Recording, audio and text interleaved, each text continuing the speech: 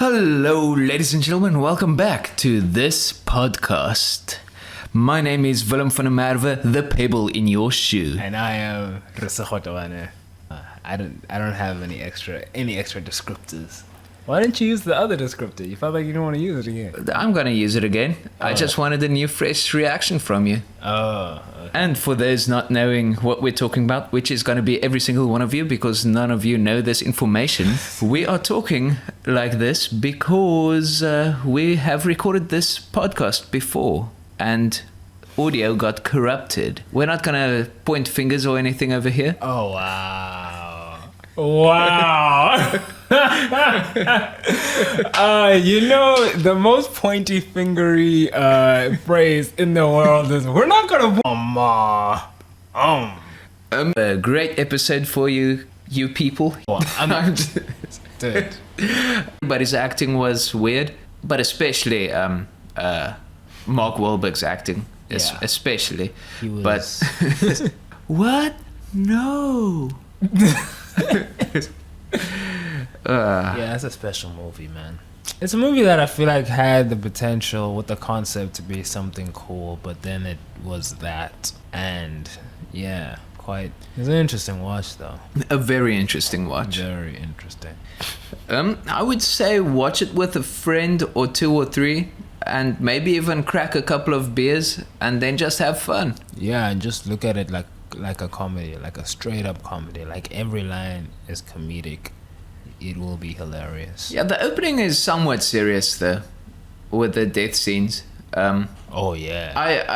It did start pretty dark, overtly dark. But I have to say, I feel like I might be in the minority here because I'm just like a weird. Sometimes I have a weird sense of humor. But when all the people fell down, it was kind of funny just because of the amount of people falling down. You know, from the building. Yeah, the first one was serious, and I'm like, oh damn. But then when everybody just started, it's just. That's messed up, man. No, you remember I started singing Hallelujah, it's raining. Yeah, I remember. That's messed up. And I said, that's messed up, man. That ain't right. But it wasn't right, and I agree. But that doesn't change the fact that it's funny. If it was real footage, I wouldn't laugh. But it was a movie, and I know it didn't happen, so I can laugh at it. Yep. Yeah. Fair enough. I guess it was one of those laughing at the absurdity of it more than that it's actually funny. Yeah. Is I think more the thing.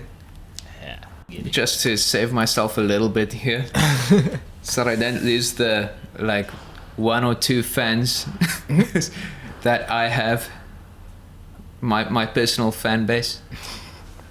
I watched Malcolm and Marie. I didn't talk about this in the last podcast, right? Yes, you did. Well, last podcast in last week. Yeah, last week's podcast. Don't think it's alright. About it. We actually did the podcast directly after I watched it. Yeah, I thought that was a pretty interesting movie. It was basically two people just shouting at each other for 2 hours, 100%, with increasing toxicity as time goes along, which. So basically, I'm joking. Yeah, hopefully that is enough. Episode 30, just like. Yeah. I've seen a lot of critique about for a while. Like I thought it was basically gonna be 15 minutes in it, like inciting incident, and then 20 minutes in, it's just gonna be murder. But it only happens at 25 minutes in. Yeah, apparently he received a bit of critique for that also.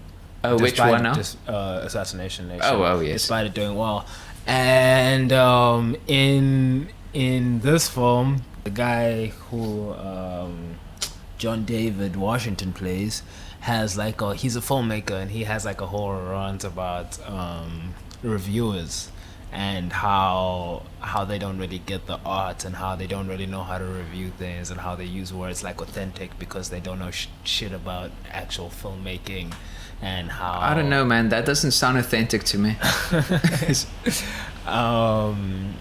And then some of the critique from film critics was talking about that which I found so funny. That is kind of funny. Yeah, film critics are critiquing the part that critiques them. It's like, dude, what are you guys doing? So it's almost like Levinson put a trap there for them. Yeah, there was also in one of M. Night Shyamalan's movies, I think it's called Lady in the Water or Lady in the something.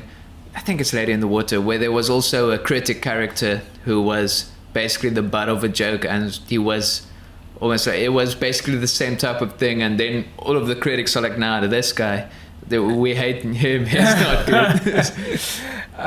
Film critics kind of deserve it though. Yeah, I mean, because they can be really like snooty sometimes and just snobby. Yeah, let it just be known, we're not film critics, we're filmmakers. Oh yeah, we just talk about movies. We just talk about movies and sometimes point out their flaws and say what they can do better, but we are not film critics. Let that be said, let that be known. Yes, let that be known. Let's put that out into the ether. We are not film critics. Okay, now quickly continue critiquing the movie. Yeah, that's why. Well, let me get back to that. Oh wow. Yeah, and then I watched Before Midnight, the third in the Before trilogy. Thought it was very interesting. Okay, continue. Oh wow. I watched it before I watched the other two movies I watched that night, which are Small Axe, which is part of Steve McQueen's anthology. That came out last year. That's received great reviews. This is the only... I watched Lovers Rock, which is episode 2 in the anthology. It's the only one I've watched so far. It's not actually in order, so... But I'll watch the rest of them in order. But that's irrelevant. And then I also watched the third and the To All the Boys. Why did you end up watching it out of order? Like the first one you watched? Because I wanted to watch the one that... Like the romantic... Whatever. Oh, okay. So it was a... Day, yeah. Because you heard of that one and you were like, I'm gonna... Yeah, I knew one of them was that, so I just basically found that one and then started there. Yeah, all pretty great films. To All the Boys, that was aight. That was nice. So you're telling To All the Boys that it's nice, good movies? Yeah. I'm just telling, yeah. So boys, you just gotta know. To All the Boys, these movies that are. Yeah. Anything else that you watched, bro? Yeah, I didn't really have a great movie and series week. Other thing we watched actually is WandaVision. We watched the latest episode of that. And as we said last week, just give that a watch. We're not going to talk about the individual episodes because we're not going to do that to you. You need to watch it on your own. Until the show is finished. Until it's finished. Talk about everything. Yes, when it's finished, we'll give you basically a week to catch up. And then we're gonna... No, it will already be done. We're a week ahead. Yes. So. Oh, you mean though? We're gonna automatically give a week. Oh, okay. Yeah. Sorry. I'm advanced braining this. Yes. And then we might even have like a whole episode dedicated to it. Who knows? Doubt it. Yeah, we don't have enough to say. Now we'll talk but we'll have a good portion of the program for that. Yeah. And I've been watching Flight Attendant. Oh, that show is damn good. That show. Hey, that's all I'll say for now. I'm not done yet, so I can't really say much more than that until I'm done. But that show did finish last year, so... Oh, but you haven't watched it yet, so... I haven't, but I can quickly binge it in one day. All right. And I didn't continue watching Doro Hey Doro. For those of you who are really excited to hear my thoughts on it, I didn't watch any further episodes, so sorry about that. Come on, dude. You gotta. I know. Come on. It's basically my job now. Watch stuff. It's like you don't want to do this. No. I mean, no, that's not it. The fans have been clamoring. They've been clawing to know. They've sent emails. They've called me. They've called you. Everybody just really wants to know. What is our favorite movies that we have watched last year? Yeah, not our favorite movies that came out last year. Just our favorite ones that we watched last year. Yes. The original one was actually people wanted to know what's our favorite movies of last year, but we didn't want to have a list that just consists of 4 movies. The 4 movies that came out last year. What were they? What movies came out last year? I don't want to say. What? What? What if they're on my list? Oh, I guess we. Then it's Okay. spoilers. Okay, no, sorry. We don't want to spoil anything here. Yeah. There's no movies from last year on my list.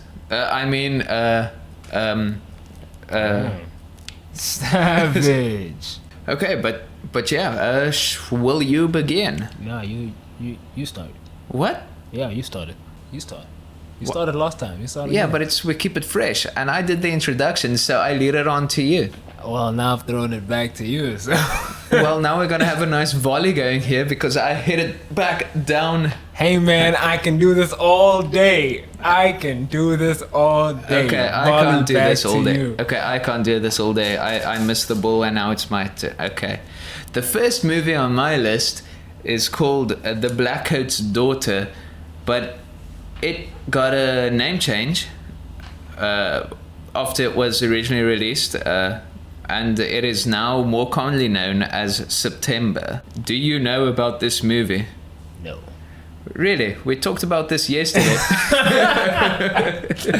Hey man, what can I say? When you start talking horror, I just zone out. It's just, I'm here and then I'm not. Or I am there in the moment, but then my brain's like, do we need this? And then just deletes the file when I go to sleep.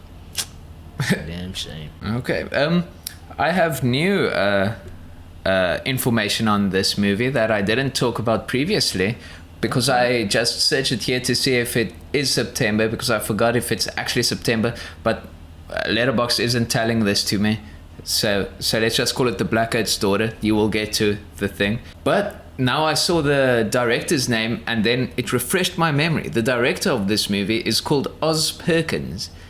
And if memory serves me correctly, if I remember correctly, he is the son of other guy whose surname is Perkins, who played the man in. Can you think of a classic horror movie from long ago? Horror movie. Oh, it's Psycho.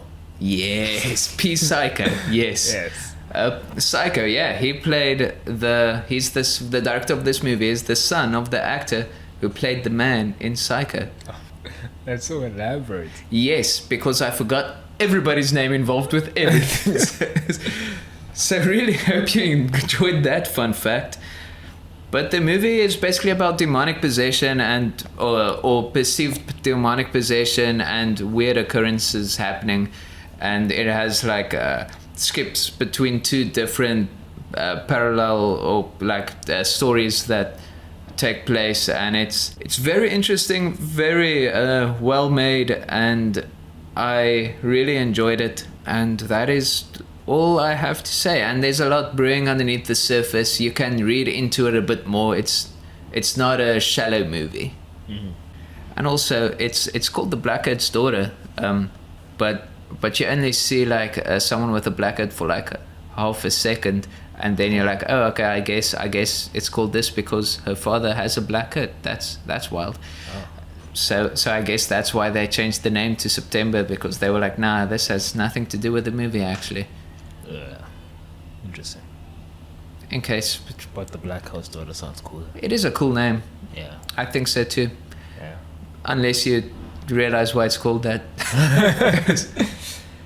Yeah. Maybe it means something else, and I'm just dumb. But on to you. Number 10 on my list is... number 10. So yours is in order. I mean... No, this is... Ish. Kind of. Okay, I forgot to state, all of my movies are not in order except for the top 3. Okay, on to you. Damn, even with all this extra time, you didn't rank them? I didn't... It's right. It's Black is King by Beyonce. Woo, on the second list. Oh no, we don't want to get copyrighted, so we can't be singing, Philip. I know you wanted to start singing and join in. You guys All can't the see him single right now, ladies. but he's standing up, ready to do the dance, All the single ladies. shaking his ass. Ooh, voila! Damn, bro. Damn. Anyway, yeah. So Black is King. It is like it's basically an extended music video that goes on for, I mean, basically feature length. I think it's 60 or 70 minutes. And I thought it was a masterful work of art. It's not really a narrative film. There's like a loose narrative that goes through it. It's supposed to be loosely based on The Lion King, but it's barely there, to be honest. Finally, a new Lion King adaptation that you enjoy. Oh yeah, right. But yeah, I mean, I don't really have much to say about this film other than it was beautifully done, brilliantly crafted. I loved how much African collaboration went into creating this piece. I wish we had more African pieces that were afforded this kind of budget, because this was crazy. But this is also Beyonce, so. But yeah, you shouldn't have to be Beyonce to be black and get a budget, you know. So, yeah, don't really have much more to say other than that was a great experience, and I hope we see more stuff like it in the future. Where can one find this? On YouTube, Is it on YouTube? I think. Yeah. Oh, on this, you can find this on Disney Plus. Okay, excellent. Yeah. Because I was just wondering, because I feel like this is a type of thing people should support. So Yeah. just to show that, you know, yeah. Yeah. You can see snippets of it on YouTube though, but in that the songs are separated. So it's basically music videos in a way. Yeah, and I think there's more in the actual feature film that connects them, but yeah. Okay. So do give those a watch to show that, you know, more things like this should be made. I'm talking to myself as well, since I need to watch this too.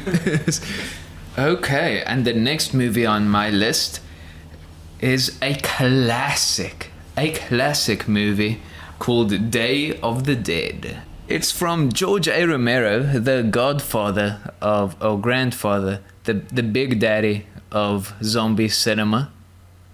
And it is, I would say, for my money, it is probably the best of the Dead series of movies, which is a bit of a controversial statement, since a lot of people would say it's the first or second movie in the series, which is Night of the Living Dead and Dawn of the Dead. But I would say it's the third one, just because of all the extra elements added in there, of like the military, and the human is the actual villain, and The human is the actual villain amongst zombies? right. It's whole new ground. It was actually pretty. I mean, I guess there were hints of that in the first movie as well, and in the second movie, it also had a lot of those elements. But I feel it's just really more in the forefront in the third movie, in this trilogy, and I just really enjoyed the practical effects. It is some of the greatest effects also made by the master of the game of practical effects, whose name I also forgot. I just keep on forgetting names. Ooh. Let me quickly give it a young Google. And the practical effects for Day of the Dead is made by master of practical effects Tom Savini, who is... he's one of the best. Do yourselves a favor. Oh, actually, I might have like a whole segment dedicated to him in the future. So, but if you don't want to wait for that, you can Google him and watch some of the other movies he's worked on. But yes, Day of the Dead is a great movie, and you don't have to watch the first two in the series to watch this, because it's all new characters, and there's not really a through line story between the three movies. But I also recommend the first two of the series as well. And Night of the Living Dead you can find for free on YouTube or wherever, because it's in the public domain. So it's all legal. hey, I recognize that name as you said it just now. And in a show that I watched last year called Lock and Key, there's like this little filmmaking crew and they want to make like horror movies and stuff like that. And they call themselves the Savini Squad because they freaking love that guy's practical effects. You see? That's really cool. Yeah, Tom Savini is... this is also one of the interesting things about the horror fan base, especially...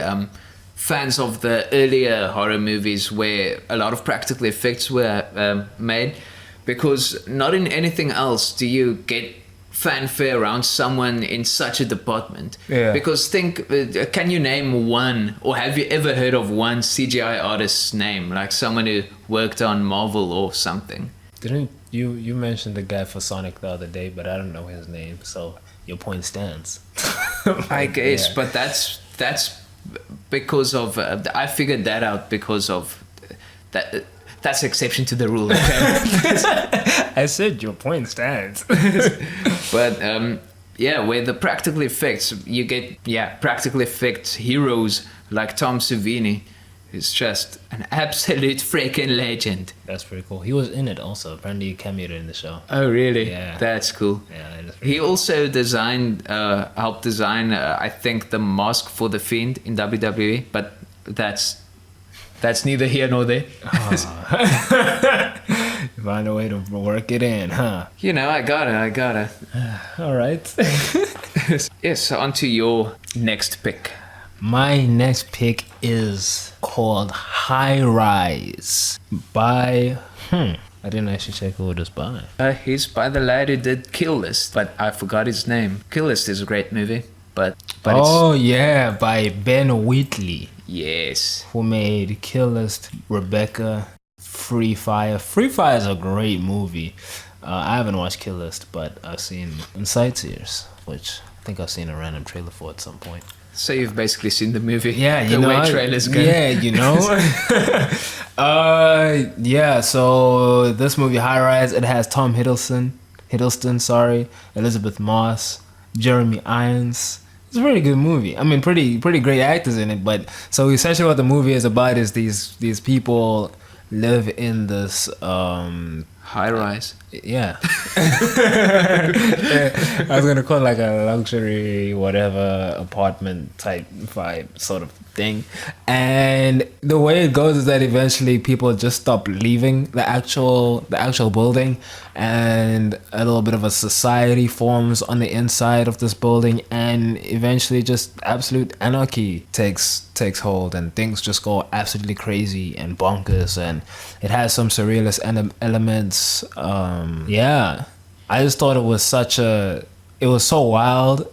It was such a wild ride to actually watch this movie. I mean, I watched the trailer, so I knew it was gonna be wild, but I was actually watching it and experiencing it was something different. Also, because when I'd watched the trailer, it was 2 years previously, and I just had it on my watch list, and then I eventually did get to it, and it was that's rare. That's What? rare to have something on your watch list for so long and then actually getting to it. Oh yeah. I knew, I was when I was watching. I mean, it was during lockdown, so like I think worked through you a go lot through of all. movies. Yeah. Well, I actually didn't work through that many. It's kind of sad. Same. It's kind of messed up. But on that particular day, I happened to be in the mood for something random, so I picked that one. And it was great. Yeah, it was honestly a great experience. I wish we had more movies. I mean, I think we're starting to see a little bit more of it now. More movies with like strange and surrealist elements getting these kind of budgets, because this movie definitely had a substantial budget, or at least it looked like it did with the set design and whatnot. For some reason, the Wikipedia page is not showing me the budget, so I can't tell you what it is. Or they had a big budget, or they used their budget really well. It looks like they used their budget really well. What is the budget there? £6 million. Oh, wow. Holy flip. I didn't see the movie, so I can't say exactly, but that sounds That's like tiny. And I mean, That I is saw a some clips and tiny it looks budget. great. That is insane. That's pretty good. Well, that means the actors must have really wanted to do this. Cause like these are not small actors, man. And Tom had already Whoa, are you calling them fat? Tom had already been low-key at this time, so I can't imagine his He was low-key what? Ew.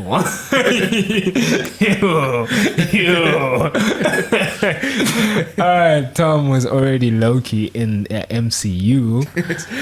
Not low-key in the MCU. Low-key the character in the MCU. Those little brother. I thought it was just like kind of in the MCU. You know? Yeah, no. He's definitely in there. Oh, he's low-key in there. Dude, yes, yes, he's low-key in there. Shut up. I think it's based on. Yeah, it seems like it's based on a novel by J.G. Ballard. Of course, you know J.G. Ballard. Me and JG, we go way back. You and Joji? Yeah. Oh wow. Yeah, I've been around since Filthy Frank days. Oh, nice. I don't think I really have anything much more to say about her. I think it's definitely worth a watch. Awesome experience. I'm done. And for my next pick, I'm thinking of ending things. Dude. No, that is the name of the movie. Oh! I totally didn't know that from when you made the joke in the last podcast. What?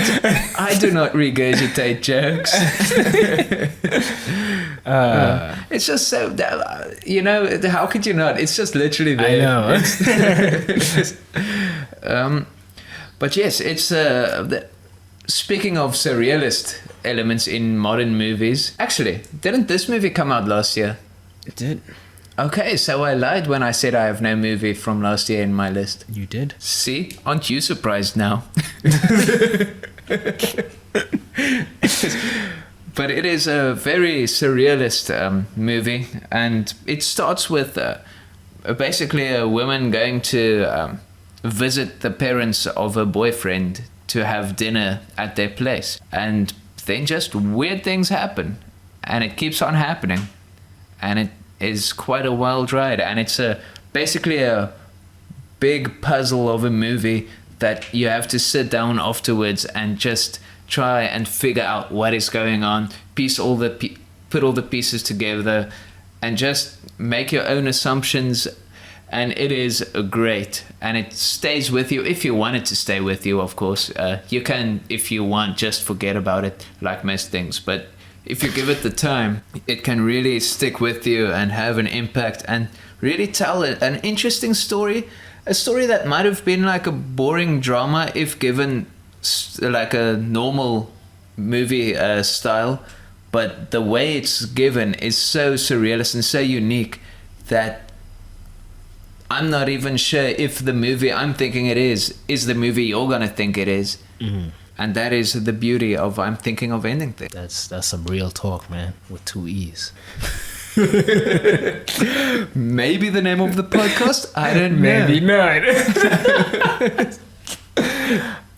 So yeah, I've also seen this with a C.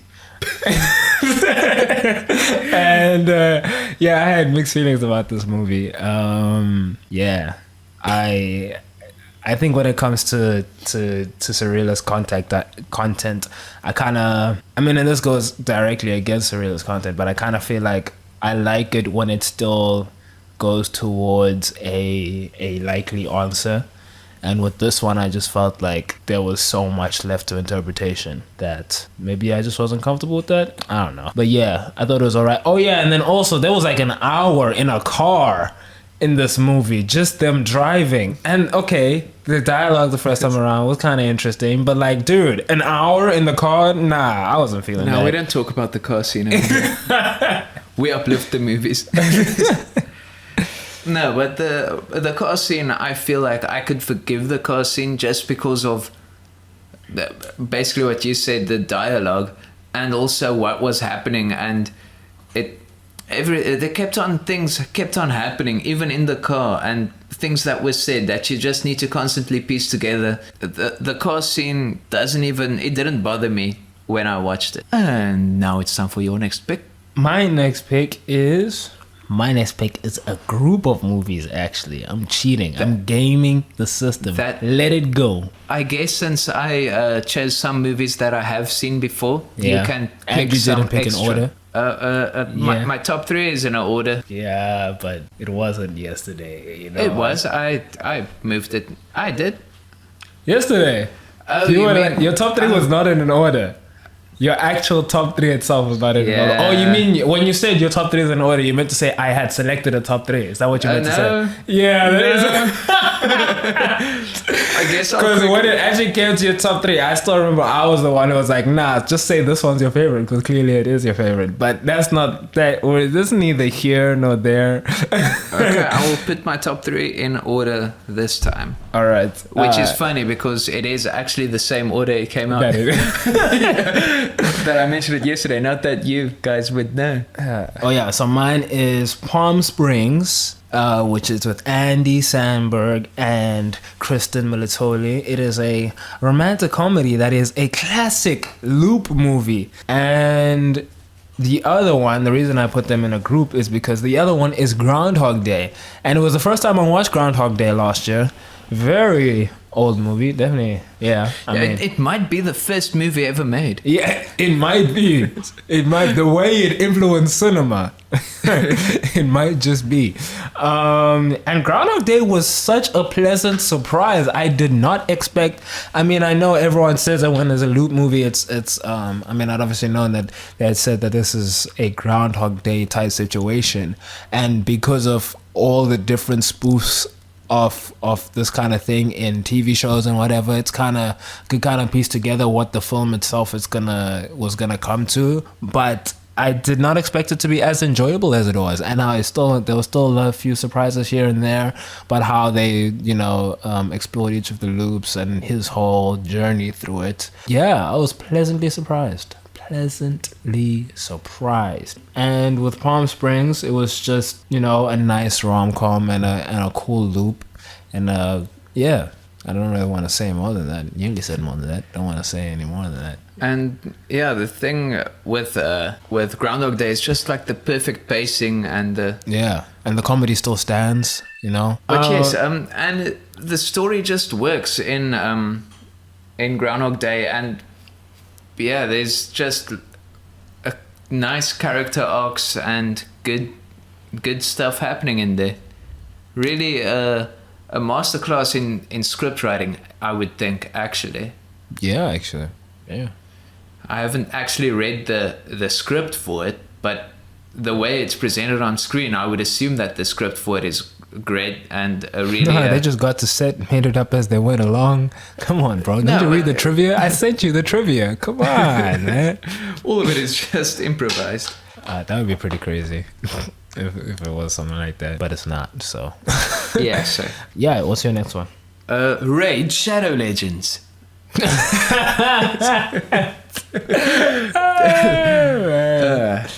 Yeah. We're sponsored. No, my next movie is The Raid Redemption. Ooh. Which is funny because the redemption part there would, usually when you have a extra name for your movie like that, it's maybe a sequel or something, but no, this is just the name of the first movie, The Raid Redemption. And the second one's just called The Raid. That would have been funny, but unfortunately the second one is The Raid 2. So we need to give the facts here. Oh, yeah, true. Actually, we don't. did with Groundhog Day. Oh, yeah. Of course. But yeah, The Raid is basically a raid. Yeah, really Okay. took you for a curve there, right? Please elaborate. It's about a raid on a drug lord's apartment complex type thing. And then it's just a lot of fighting and shooting and that's it.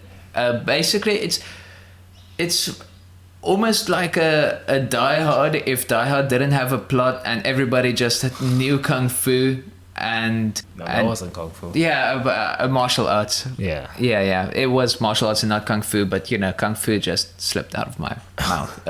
But yeah, it's just a brilliant choreography, some of the best fighting choreography in cinema. That is a fact. It's like if John Wick 3, how it's just action scenes the whole way through. It's if that was performed by actual martial artists, then that's the Raid. Exactly, and it's so violent. Everything, all the hits have so much impact, and it looks like everybody's just beating the absolute living shit out of each other. Yeah. Oh yeah, it has good editing for the. Okay, let me. I was the one who said it last time, so I'll say it. Part of what makes the fighting so impactful in the film is that in a lot of fight choreography in action movies, we either, especially for hand to hand, we either have way too many cuts, and we basically usually a cut right before the actual impact, so that they don't show so that it doesn't look like it's not impacting. So then they cut away, and then the impact happens at a different angle, just to kind of fool the system. But with that, a lot of times, the actual force gets lost. But yeah, continue what you were saying. Yeah. I lost my train. Sorry, I thought I was just gonna go into deeper detail about what the cuts are for. Yeah. Not that I learned it from every frame of painting. Oh yeah, a lot of action movies cut way too frequently, and then we lose the impact. Like what Willem was saying, and that's to hide the fact that they're not actually hitting each other with impact. And then there's been like a trend in some movies to kind of show that, like, oh yeah, we actually trained these actors how to fight, and they're obviously still not actually hitting each other, but the combat is supposed to be a little bit more realistic. And as a response to this overcutting, and the result of that is that we get a lot more static wide shots of people fighting who actually just aren't really fighters like that, and then it looks kind of slow and unimpactful. And sometimes you can see the Holy Ghost between the people fighting. Like there's just such a big gap between the. And it just doesn't look good. I think what's great about this film is that the edits are done in a way that's really convincing, and then also in the cases where they do have longer sustained shots, these are actual fighters, so you really do feel and see the impact. I feel like they balance those two elements of cutting when it needs to be cut, and keeping it there when it needs to be kept there very well in this film, and that really adds to the whole fight choreography of it all. And I think that is it for The Raid. My next pick is The Invisible Man. I'm the Invisible Man. I'm the Invisible.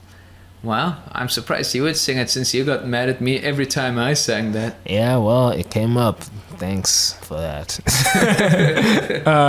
The Invisible Man. Man, this guy's invisible. Man, who is invisible?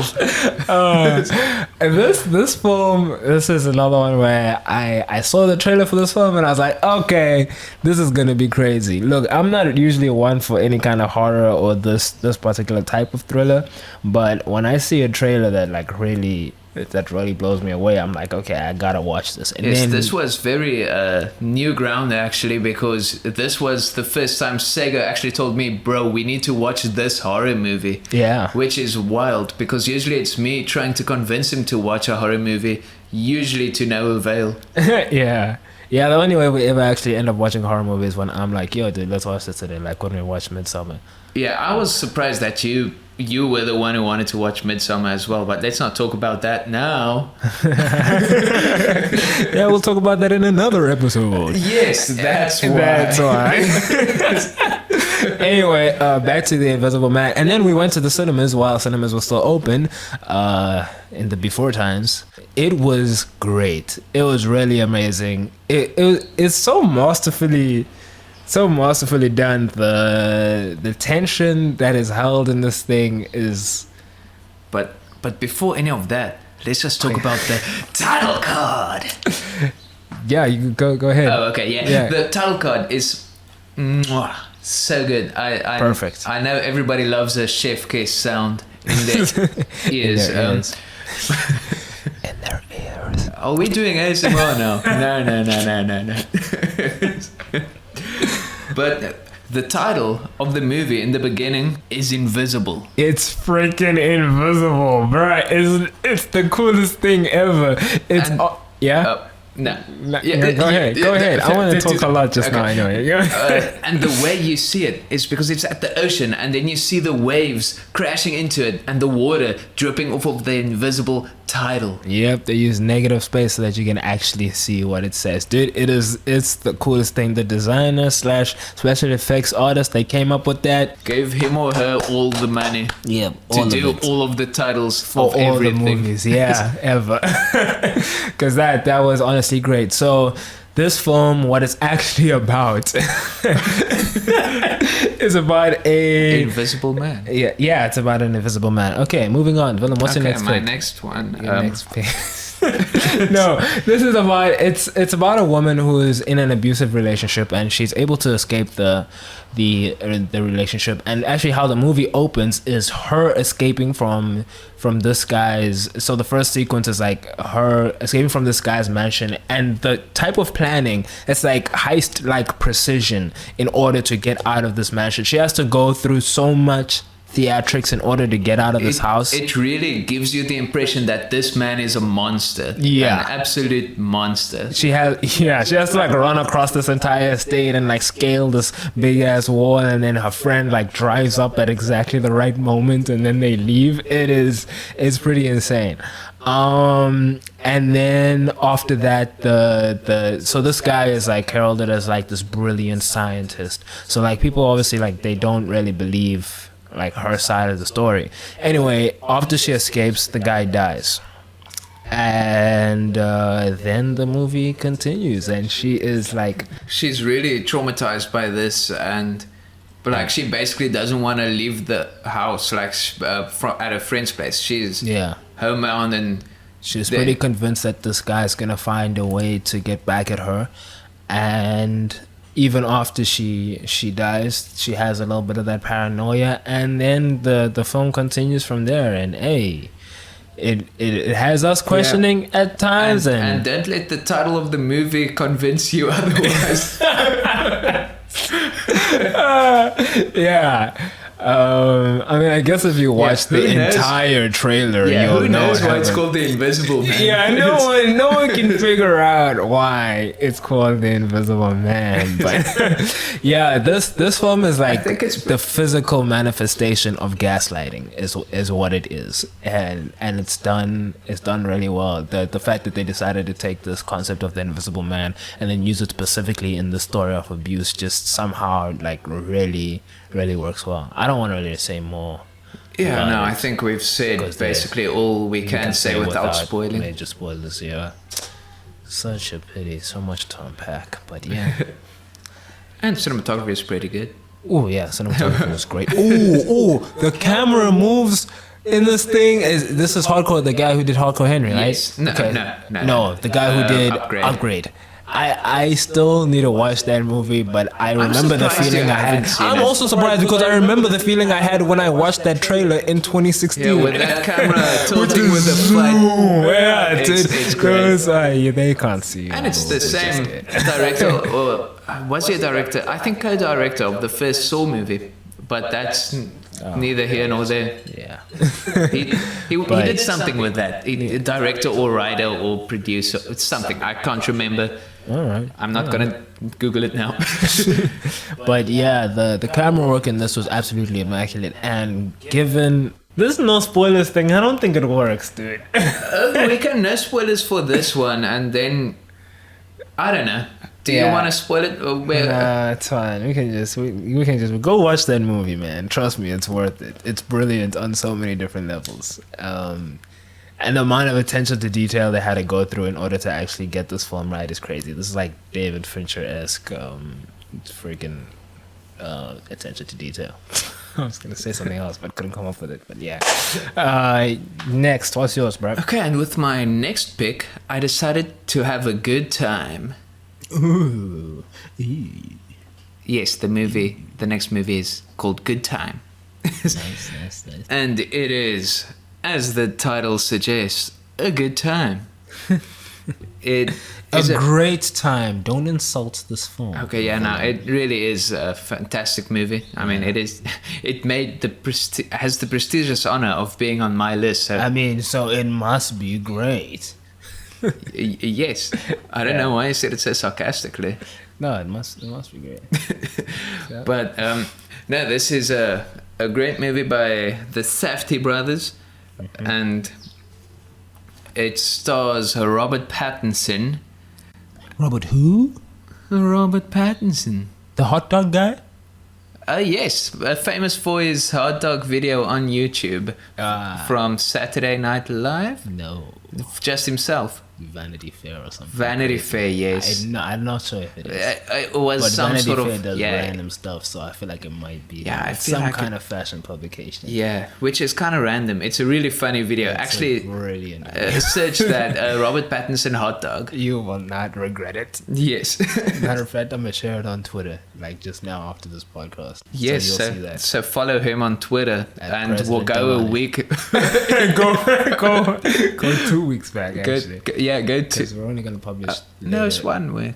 It's 1-ish week. It's longer than a week because we're not. Are we publishing tomorrow? I think we're gonna publish later in the week, aren't we? Okay, yeah, you're right. Okay, Yeah. so just go through his feed. He doesn't post that much. Just go Yeah. in his feed. You'll see it. No, Yeah. just Robert Pattinson On YouTube.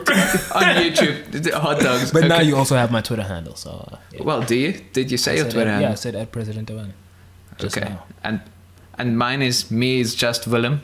I don't post anything. I don't have my password, but I am going to start. Maybe by the time this is released, I will start doing something. And he's been saying that for a year. Yes, but I've only lost my password for like a week, so that's a new added excuse I can use now. Okay, it is refreshing. But a good time. It is about two brothers. One of the two brothers is mentally challenged. I don't think they specify how exactly, like what type of issue he has, but it's two brothers, and then they go to rob a bank. And Robert Pattinson is the non-mentally challenged brother. Yeah, then basically they go to rob a bank, and then things just happen after that. They rob a bank, but it's like a really low-scale robbery. I don't think that any of the customers even realized that the bank was being robbed. Yep. It was a very low-key robbery. Yeah. And then they escape there, and things just happen. Like it really, events happen, and you don't know where it's going to go. It's pretty crazy. I actually have the synopsis here. I don't know if we want to include this or not, but it says the part that I don't know if you forgot this, but I had forgot this, is that the brother gets arrested, and the rest of the movie is actually this guy trying to get the bail. Oh yeah, I've remembered that, but okay. Yeah, it's one of the events that happens. But yeah, it's basically the one gets arrested and then he needs to get bail. Yeah, I guess that's also early enough in the movie that it doesn't really. It's part of the inciting incident type thing. Yeah, this one is also on my list, but it's 4. It's a joint 4 on my list with another film, which is. A joint 4, you say? You really cheated the system with that one, huh? Yes, I did. Yeah, but is that your next pick? no, it's not my next pick. It's the one after my next pick. Okay. Yeah. Would have been a great transition because. Oh, because it's your next pick.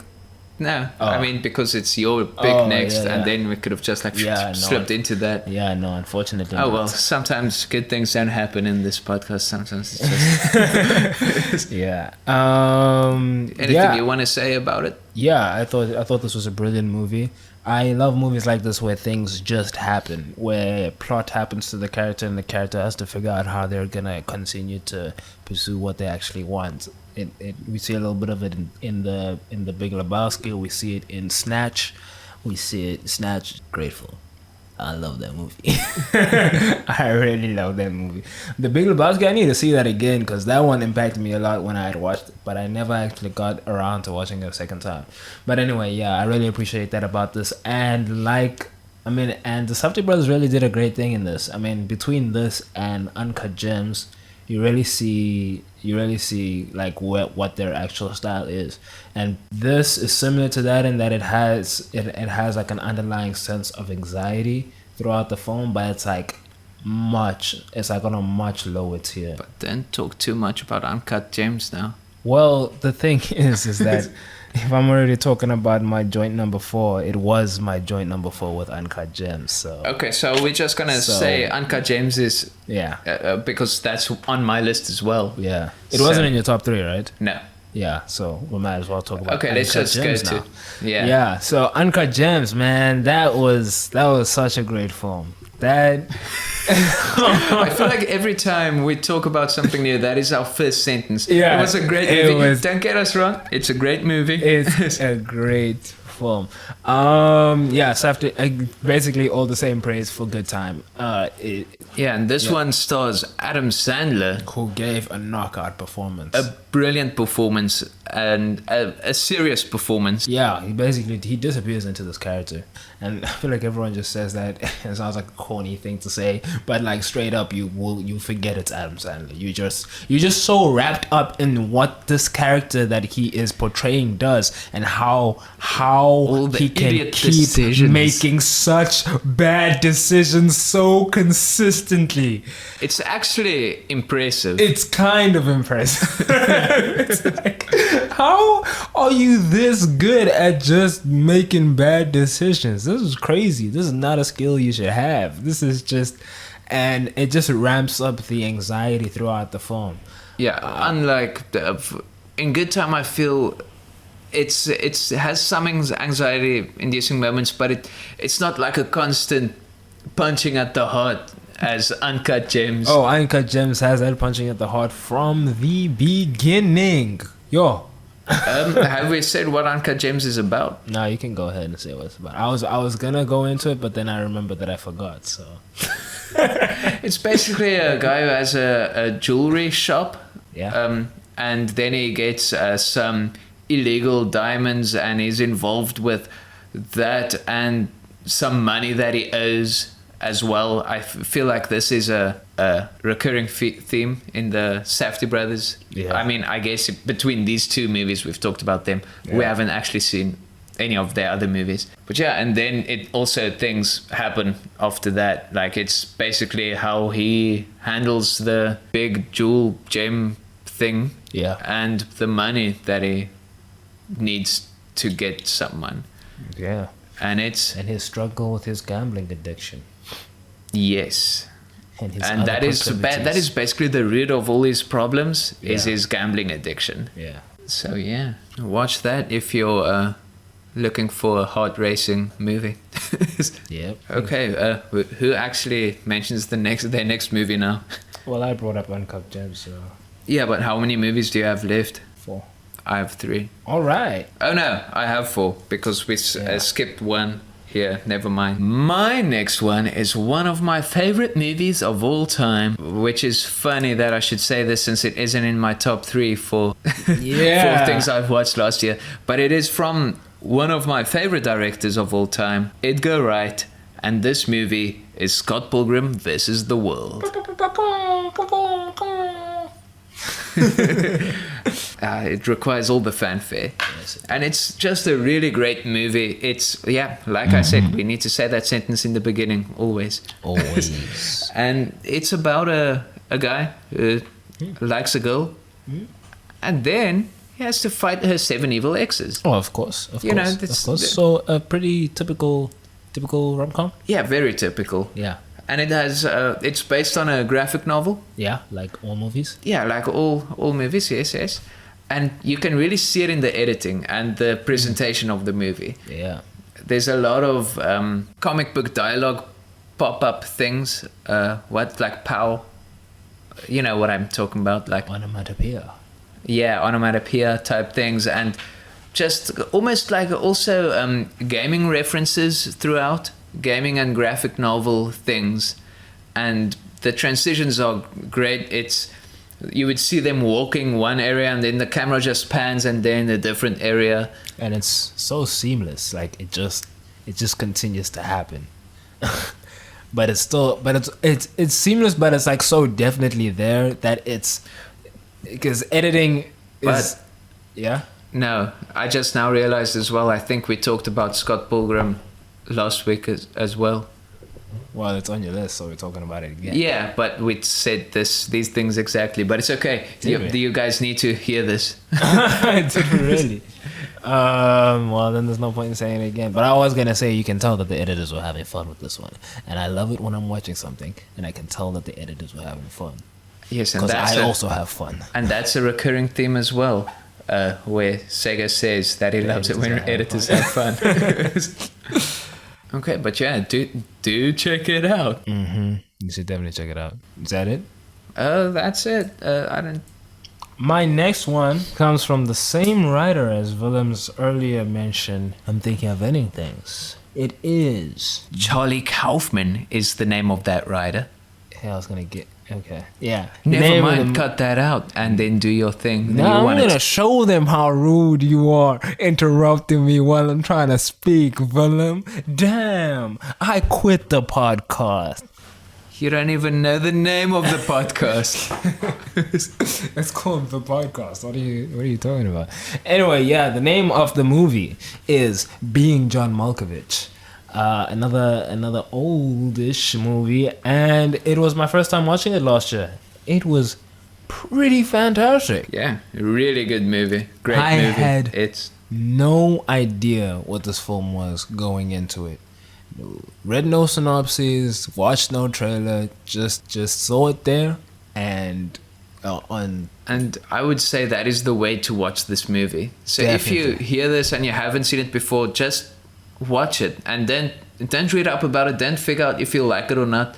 Just go watch it. You will enjoy it. It'll be 100% worth your time. It is a very unique experience. It is a very unique experience indeed, which funnily enough is kind of the premise of the film itself. You see what I did there? No, you didn't. Yeah, so Nick Cage is in this, isn't he? No. John Malkovich is in it.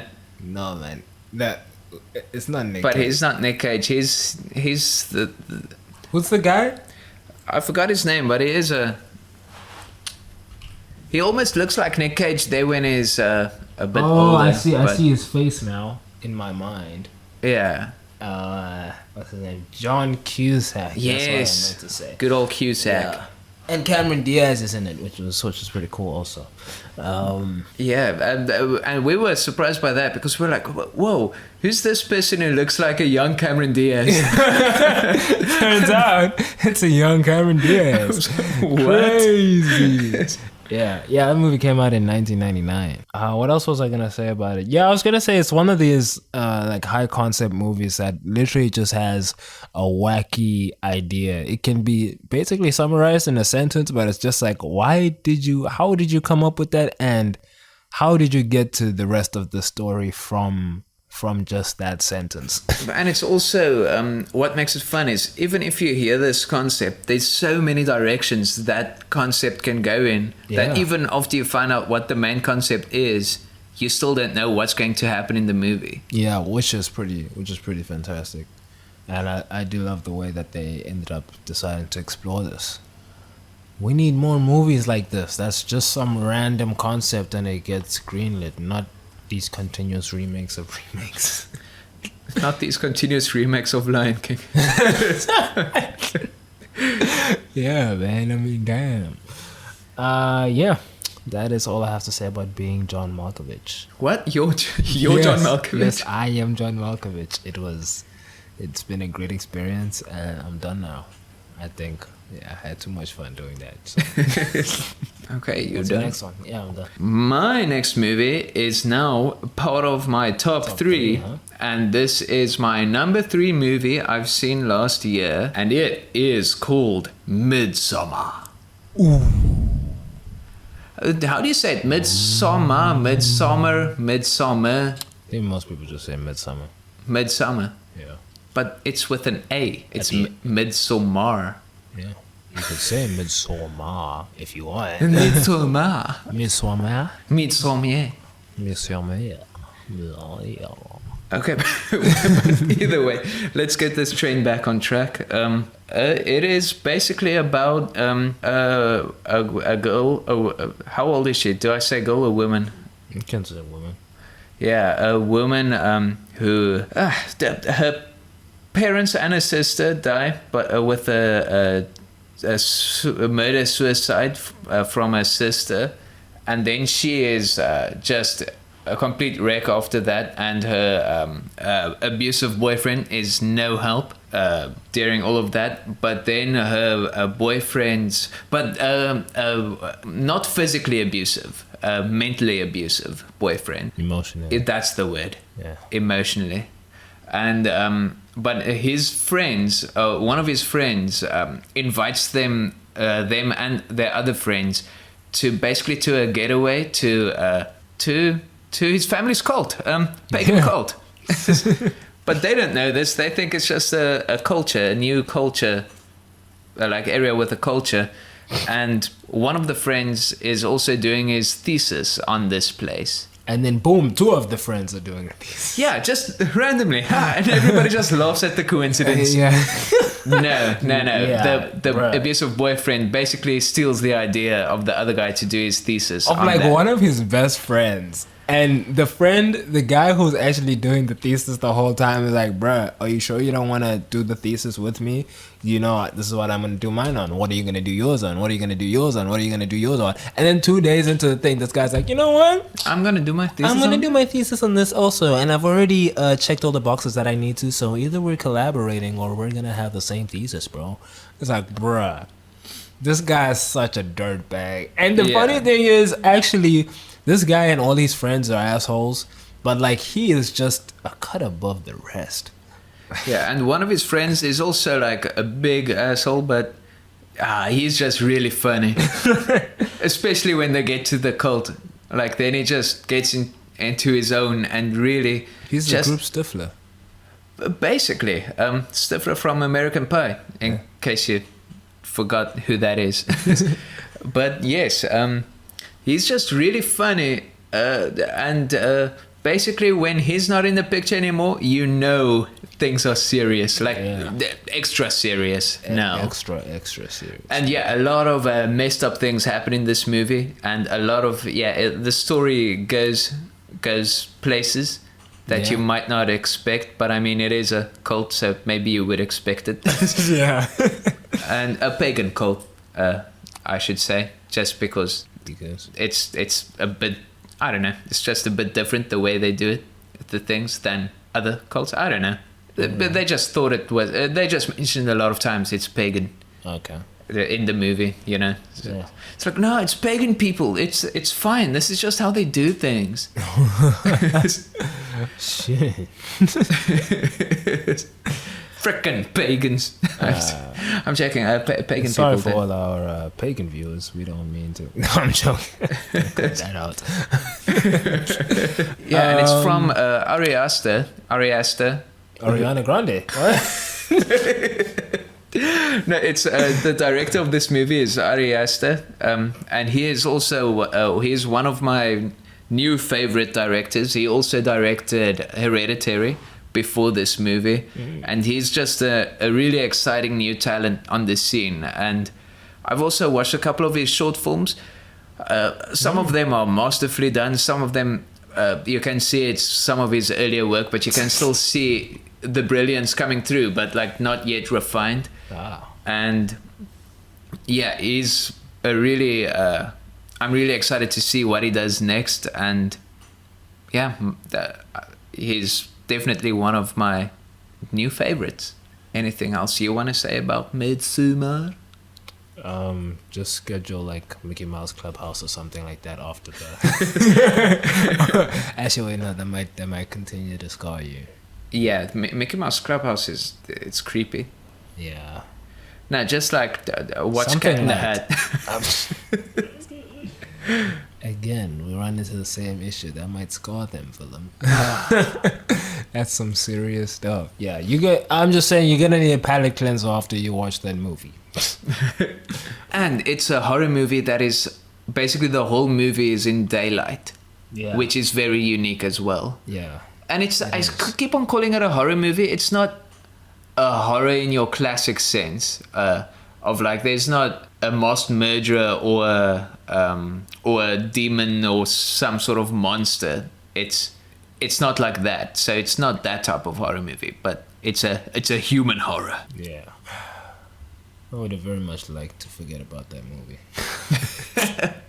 Now 2 days in a row I reminded you about it. Yeah. No, I do not want to forget about it because it is masterfully done, and I kind of enjoyed it. I guess that's messed up to me, but actually I've heard a lot of people see it especially from where it was shot. I forgot where it is. A lot of people see it as a dark comedy, and I can kind of see that, especially in the beginning with that funny character we're talking about, and a lot of things happening in it is somewhat humorous, but it's really offset by all of the dark things happening, because the dark things happening are not humorous, but there is kind of a surprising amount of levity, especially in the beginning, but after the beginning, like Yeah. not the beginning. People are calling this a dark comedy? Some people are, yeah. But I'm thinking pitch black comedy, like. Bruh. Aight, man. But they say so. But don't take that seriously. Like it's not a dark comedy. Don't go in there expecting a dark comedy, man. That's all I'm gonna say. Yeah, it's a really dark movie with a little bit of jokes here and there in the early hours of the movie. Yeah. Are you done? Yeah. Alright. Number 3. I gamed the system again. But No, you can't do that for your top movies. I can, man. I can and I will. And I did. And I did. It's done. Is The Five Bloods by Spike Lee. This movie was great, man. Wait, why did you game the system? Because I also put Do the Right Thing there. But I was gonna get to that. Oh, sorry. It's just because you started. You sounded like you were gonna talk about the Five Bloods now, and I was wait, what's gonna? Yeah. Okay. I was gonna get back to Do the Right See, Thing. here is me being rude again. After I talk about Spike Lee, but you know. Anyway, so The Five Bloods. This was a great film. This was.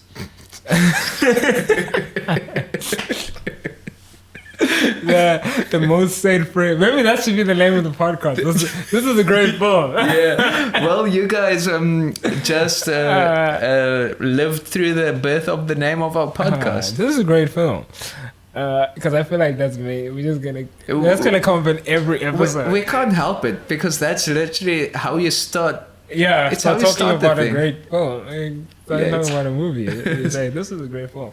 Anyway, you could really tell Spike just got to do his thing. I mean, Spike never gets funny for a film and doesn't get it just. Do his You thing. know him well, huh? Yeah. First name basis. Yeah, you know me and Spike, man. Good That's friends. the man. Yeah, he really did his thing with this. You can see his style through and through in this thing. I like that in a bit of the second half of this film, you see some Tarantino like elements of it, but it's still very much Spike. Which is like we said, what I said previously, but I don't know why I said that because nobody knows this. But it is kind of well that you would compare some of the things there with Quentin Tarantino, since Spike Lee has stated before that he is not the biggest fan of a Mr. Quentin. Yeah, they have beef. They definitely have beef. Both great filmmakers, so. Yeah, and would you say that he got the inspiration from some of that, No. or they just have the same inspirations? I think they just have the same inspirations. They're both like cinephiles. Like they both. You can go and find hella interviews of both of these guys talking about the hundreds or thousands of movies that they've watched. Likely have drawn inspiration from a lot of the same great films.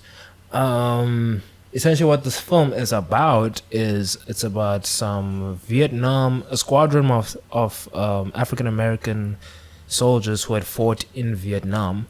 While they were there, their commander, who's played by Chadwick. That was a great performance by Chadwick. R.I.P. Chadwick Boseman. While they were in Vietnam, he died. But while they had also found like a a collection of gold or like a treasure chest or something like that, or gold. It's pretty sounds crazy. like a fun movie. Yeah. like It's a nice basically Treasure hunt. Island. And basically that's what happens. And then 50 years later, they bury it in Vietnam so that they don't have to lug it back to the U.S. And then I don't know, because it's obviously going to become property. They're soldiers. It's going to become property of the United States. And then That's they come back trash, 40 or man. 50 years later, and Why so long? I don't know. Oh, okay, so they did. Yeah, maybe that's how long it took for the area to be reopened or whatever. They might explain it in the film. I'm not 100% sure. But Yeah, it's not like you've seen it or anything. yeah, no. I haven't actually seen this movie. I'm just gonna talk about it from reviews that I've read. Come Yeah, on. you saw like from the reviews, hey, this is a pretty good movie. It's Yeah, gonna be in my top 3. It's gotta be in my top. Yeah, and they go back and they go back to find the gold, and it's basically it becomes a bit of a treacherous treasure hunt. And yeah, from there the movie happens. It's pretty interesting. Spike Lee loves his cinematic flourishes throughout this movie. You can just tell that this guy's just having fun. Like he's like, I'm making a movie, like this is gonna be my last one. I need to do everything a filmmaker can possibly do, but it never really feels like it's too much, which I think is also, I mean, it's pretty good to be able to do all that and it not feeling convoluted. Yeah. And the reason I said this was a joint, the reason I said I was gaming the system for this is because I watched a bunch of Spike Lee movies last year, and another one of them that I watched is Do the Right Thing. And that one, Yeah, you need to do the right thing by do the right thing. Oh yeah, 100%. I need to do right by do the right thing. Yeah, that's the sentence I was trying to make. That was, I mean, with everything that was happening last year with Black Lives Matter and whatnot, this movie was pretty perfect to watch at that time.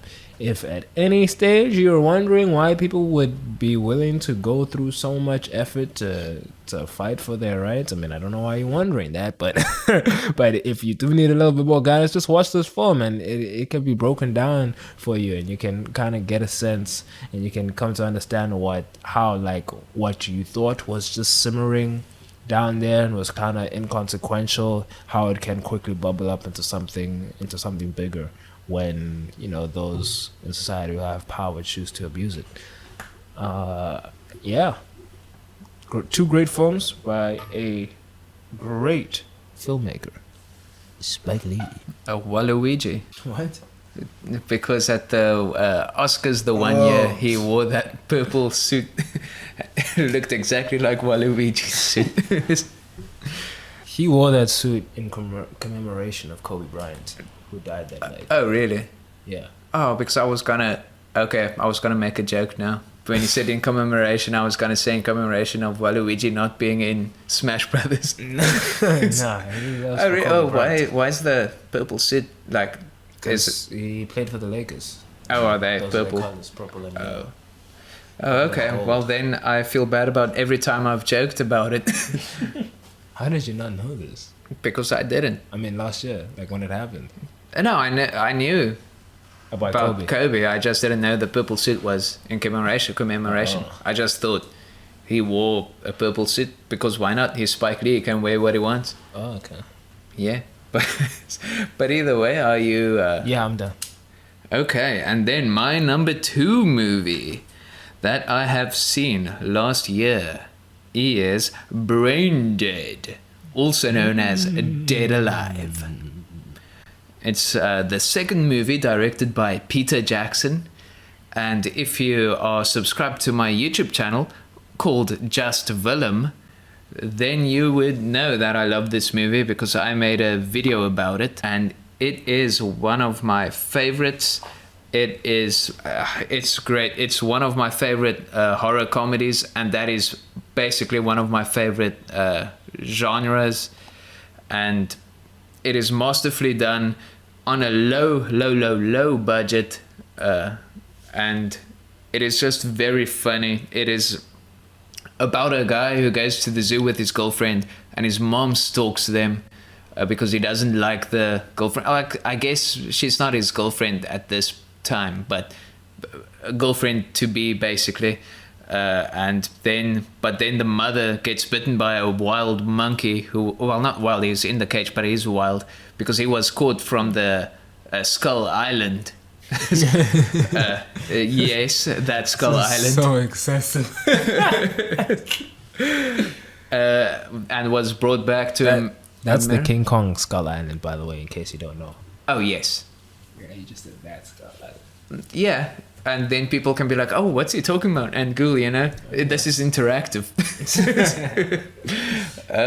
Yes, and then his mother, slowly but surely, turns into a zombie, basically.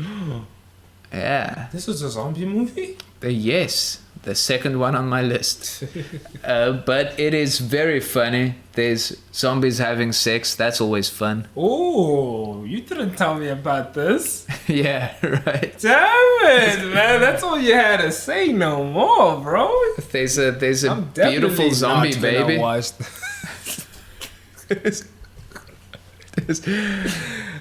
Zombie baby. Yeah, beautiful zombie baby. Yeah, and he even takes it for a walk to the park. Wow.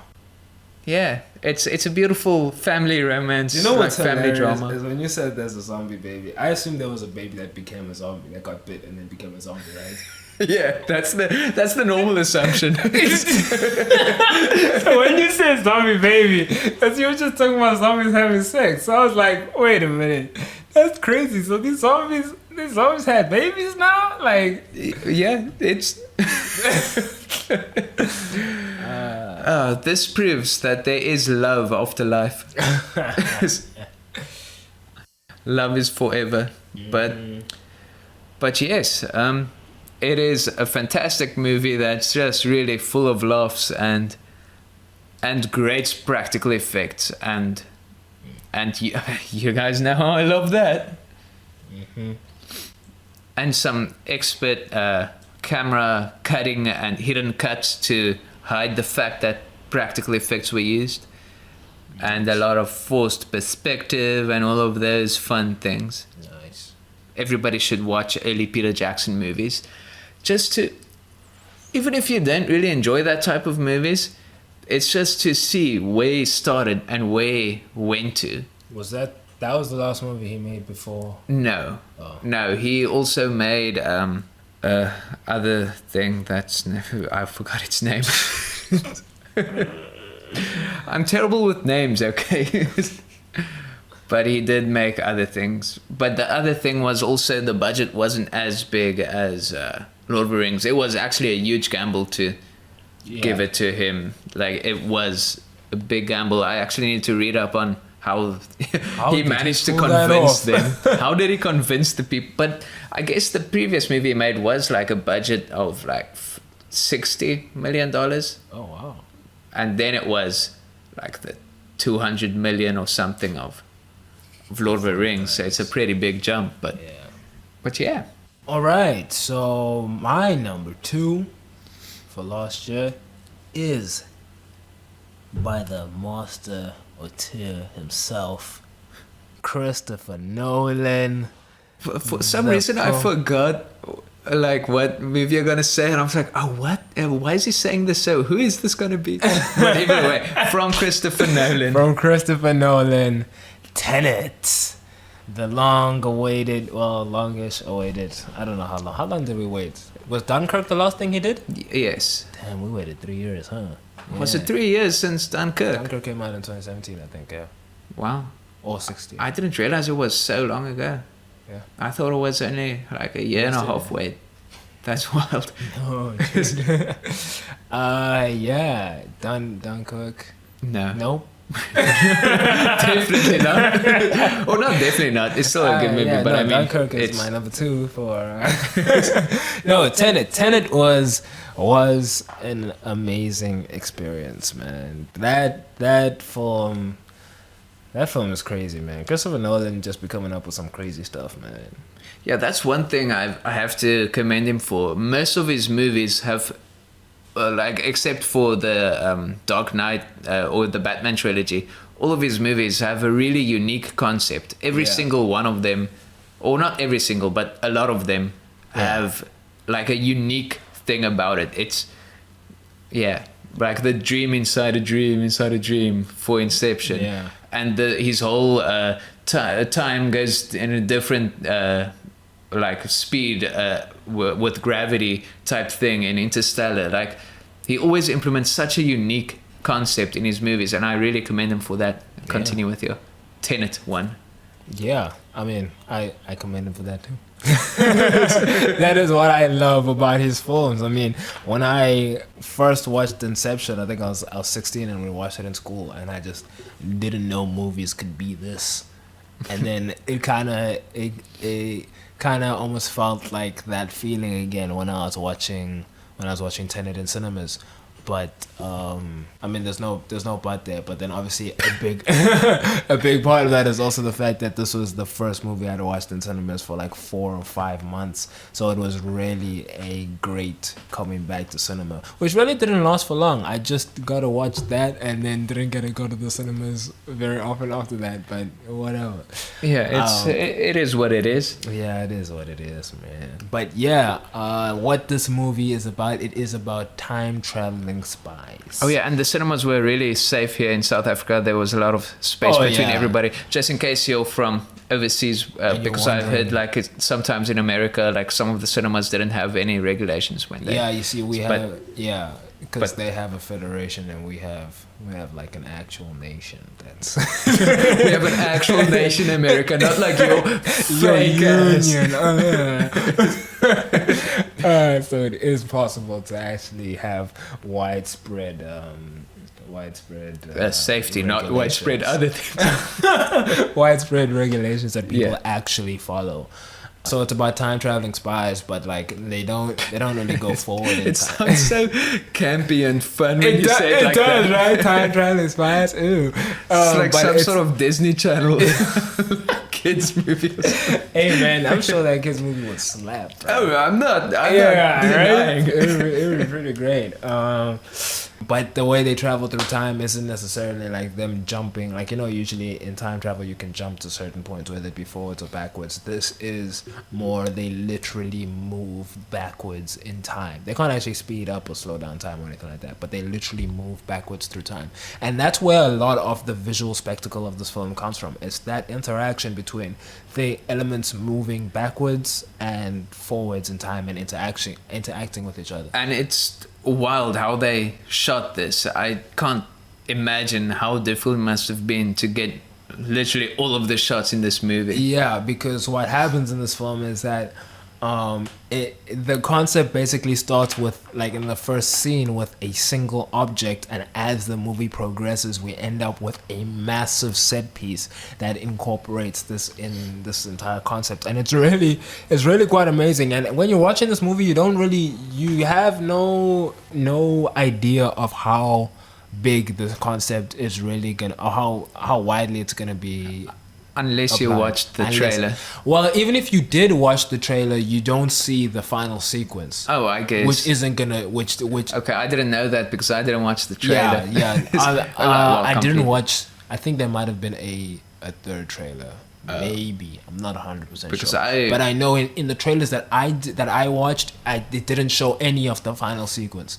Which is what they need to do with trailers. Yeah. And this craziness with trailers showing everything that's happening in the movies. This is why I have a new 10-second trailer policy. I only watch the first 10 seconds of a trailer. Basically, I try and judge the movie as quickly as possible to see, I'm interested or not. I really try to do it as quickly as possible because sometimes I give movies a bit longer to convince me.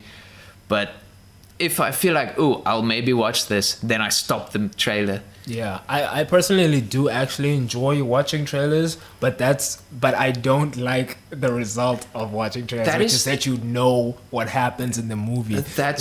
Sounds absurd, I know. That is the trouble with it, because I also actually enjoy watching trailers. I enjoy watching movies more. Yeah, exactly, right? And going into a movie as close to blind as you can is always the best thing. So I always feel like it's always better to go into a movie as soon as that switch happens happens where like okay, I am going to watch this movie, I feel like that is the best time to just be like, okay, engage with no more of the marketing of this film because it's just gonna continue to try and sell you on it. Especially if Tom Holland is involved. Yeah, especially. Oh man, yeah. One of my I brought this up the last time, or not the last time, but we keep on. Yeah, but guys, we did a podcast before this that the audio got, and it was a damn good podcast. But anyway, it was better than this trash you're listening to. One of the times that I was really annoyed by it was with Civil War, because in Civil War, like in basically the first trailer, they showed us that airport scene. Captain America Civil War now. Captain America Civil War. Yeah. So, yes. They showed us that airport scene, and when I was actually in the cinema, I was like, I had expected that this was the last bash before the final bash. I didn't think it was the actual climax of the film. So when the film ended, I was outraged because I thought we were just experiencing the low point, and that's just where the movie ended. That was really lame. So I'm happy that, although I'm not happy with how much information they did put in the trailers in the marketing of this film, because they did still put a lot of information in there that I felt like could have waited for the movie. But what movie is this now? Tenet. Okay. I was confused if you were talking about. Like I was still, so I was gonna commend them for not putting in that anything from that final sequence into the trailer, but they did show something from every other sequence. Yeah, they pretty. I assume is how I heard. Pretty much everything else was a little bit they showed a little bit of it in the trailer. I mean, I just gotta commend Christopher Nolan on another great film. It's a pity we couldn't just watch it in the normal cinema season, as I mean, amongst the other greats that it would be with Dune and Wes Anderson's French, whatever. All of the movies that got delayed and now maybe even like just directly put online, like a lot of So cinema is at a strange place at this period of time. Yeah, surprisingly, didn't get any. It got one Golden Globe nomination, for sound mixing. Golden Globes actually don't have those. Either they don't have those, or they don't have them in their main section. Oh yeah, they have a because the different Oscars, one, right? because the Oscars, even though they do have some awards that are not on the actual televised award show, when you look on the website, everything is there. Golden Globes, if they do have that other stuff, they don't have it where all the other awards are. So I don't even know if you're they saying have that kind of thing. When is the Golden Globes? I actually don't know. But when is the Oscars? They have. I have no idea. If there even is an Oscars. Because I just now realized you said it didn't get a lot of awards, but it is now actually award season. So do we know if it didn't get nominations? Because I meant. I didn't. Did I say a lot of awards? I said it didn't get a lot of nominations for the Golden Globes. Golden Globes. It got one nomination for. Just the way you said it got one nomination for Golden Globes. I assumed you meant like that's the only nomination it got out of all awards, but that's just me assuming. It got a nomination for the score by Ludwig Göransson. Yeah, it was a great score. Was freaking amazing. Yeah, a lot of. I keep on joking about the like levels and stuff with the dialogue and everything, but the score, let's not take away from the score that is drowning out a lot of the dialogue. It was great. If there had to be something drowning out the dialogue, I'm glad it was that.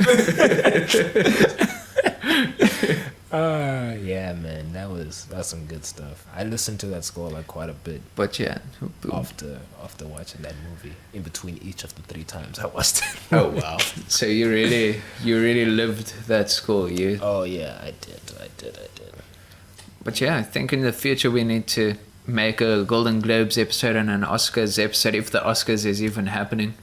Or you can edit that out, or we can keep that in to hype up the future episode. But we'll do an awards season. Maybe we'll do it after they win. after they announced the winners and whatnot. Don't we want to talk about the things and have our predictions and everything? Have you watched enough of the stuff? We can start watching some of it. We can see what it is and see if there are some on our watch list, and if a lot of them we want to watch, we can like bump them up a few. Yeah. And make them a priority. All right. If we want. Cool. But either way, yeah. Is that all you want to say about Tenet? That's all I want to say. You go watch that movie. Yeah, it's and definitely worth your definitely on your phone. Oh yeah, as Christopher Nolan. And you want to make sure you don't wear earphones, headphones, AirPods. Don't wear any of that nice sound stuff, bro. No, you have perfect sound coming out of your phone in a windy environment. Yeah, you'll be please fine. Watch it like Christopher Nolan intended. Yes, don't disappoint my man Chris, man. He don't like that. He don't like it when you guys be playing cinemas, IMAX. Don't do that nonsense. Yeah, maybe even get like a camcorder torrent.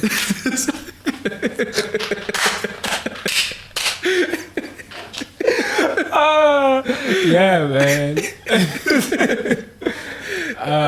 Yeah, man. And it's fine, dude. It really doesn't hurt the filmmakers as long as you are signed up for HBO Max. You're okay. Yeah.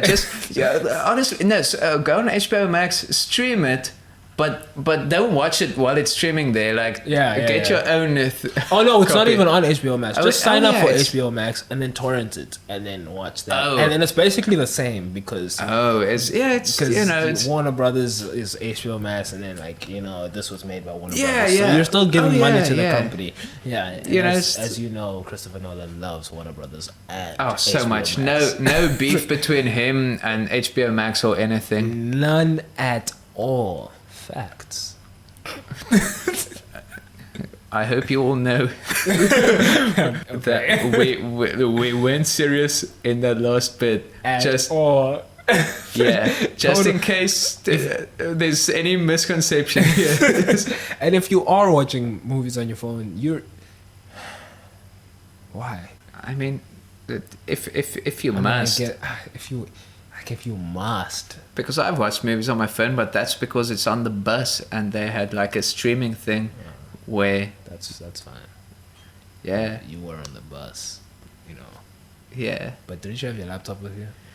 They didn't have a 3-point plug thing for my laptop, but they had like a charging thing. So you didn't pre-charge your laptop, huh? How I can watch one movie on the laptop. And also, that's like a whole big thing. No, I didn't. I don't know. I guess I could. I could have. I watched Home Alone like that on the phone. It's fun movie. Really fun. Yeah. I love that movie. Yeah. But it's not my number one. And your number one is? The Lighthouse.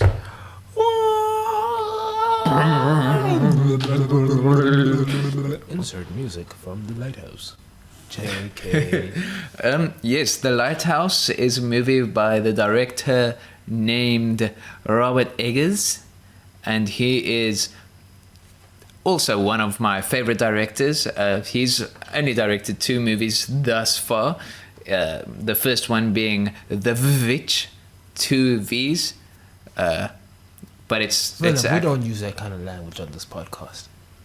2 V's. No. Oh, no, I was talking about the bitch. Oh, Vitch. Oh, yeah. Vitch. 2 Vitch. I was like, what's wrong with the V? What is... The Witch. It's also a really great movie. Didn't see that last year. Otherwise, it would have probably also been on this list. Same with Hereditary and a couple of other movies I've mentioned that aren't on the list.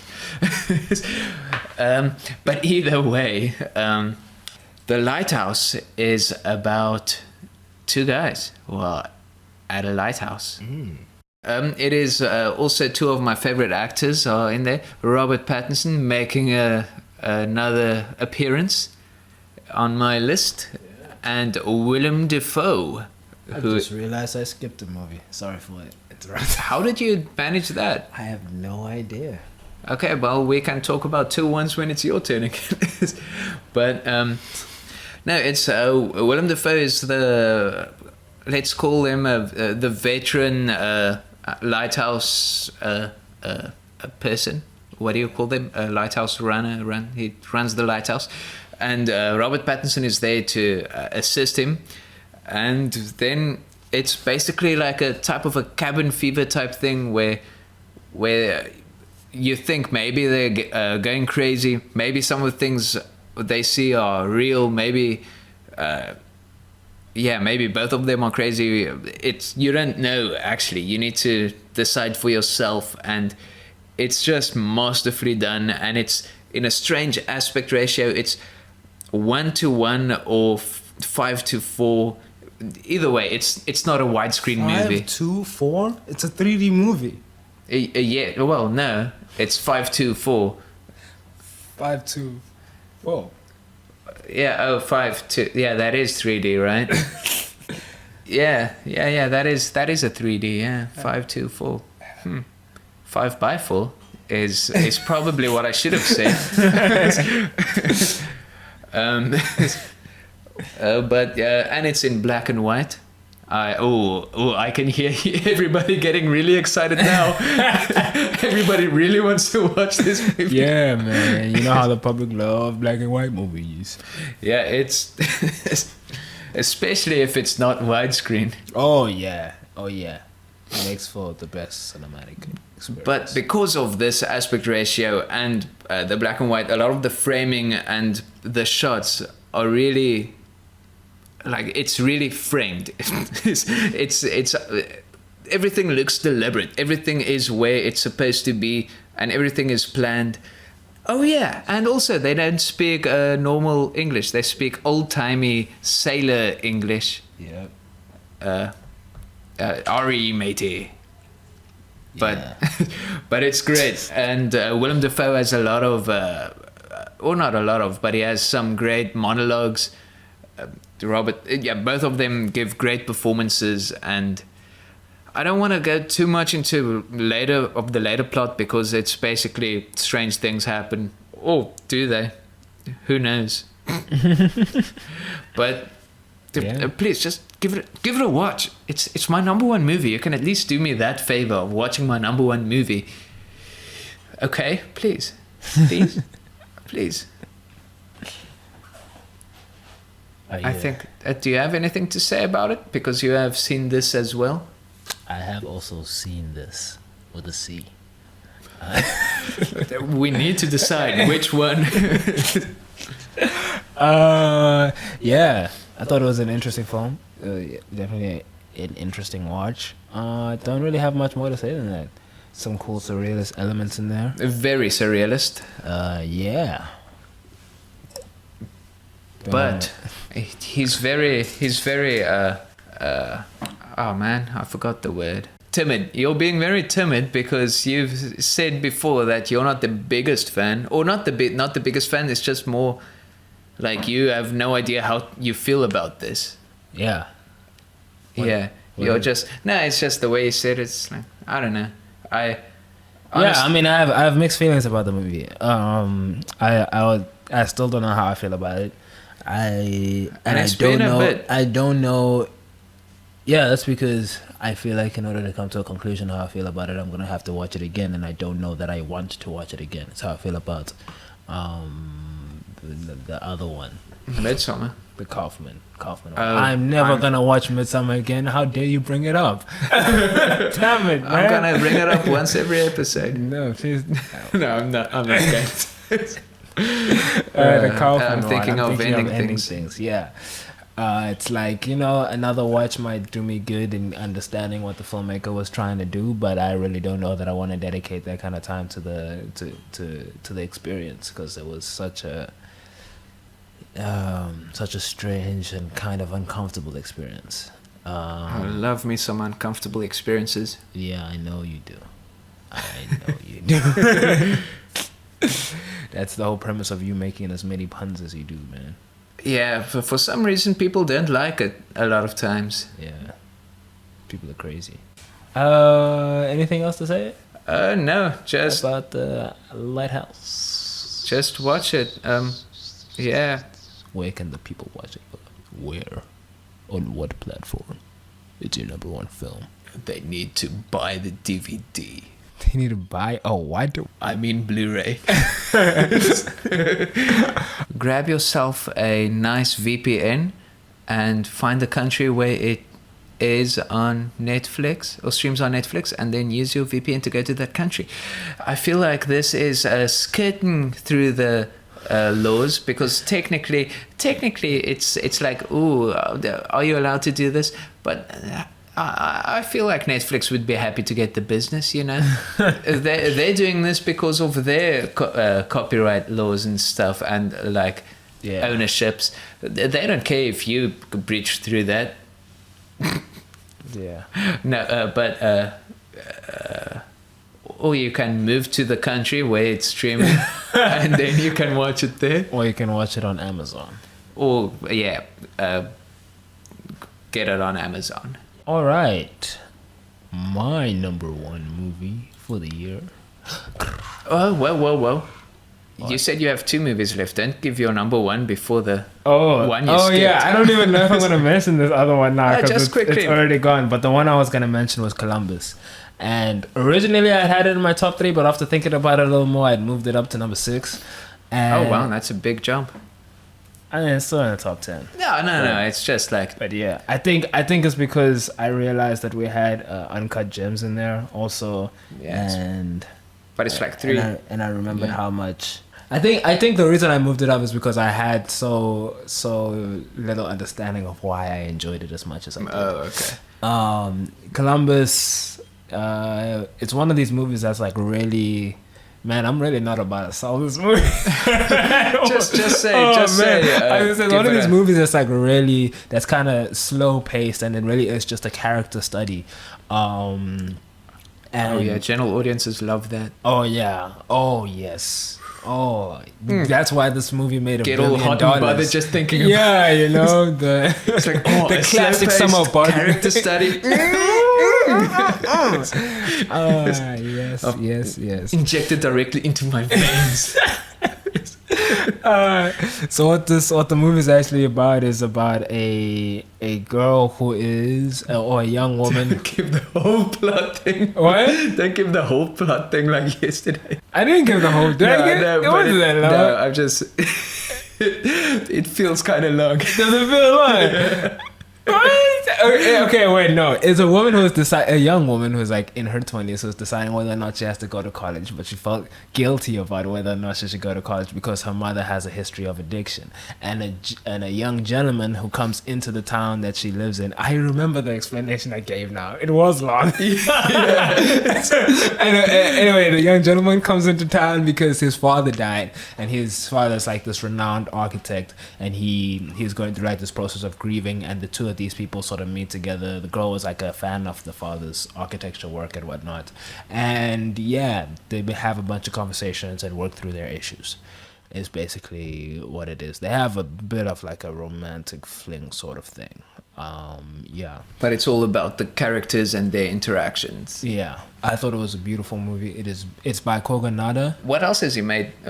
Is something else? I haven't seen what else he's made. I've only seen some when we were in film school, they showed us some edits that he had done that were like video essay edits, but they weren't really essays. They were mainly just edits of cool stuff, which was so random. And then he made this movie, which was beautiful and extremely well measured. I think the pacing of this movie is also brilliant. Cinematography, amazing.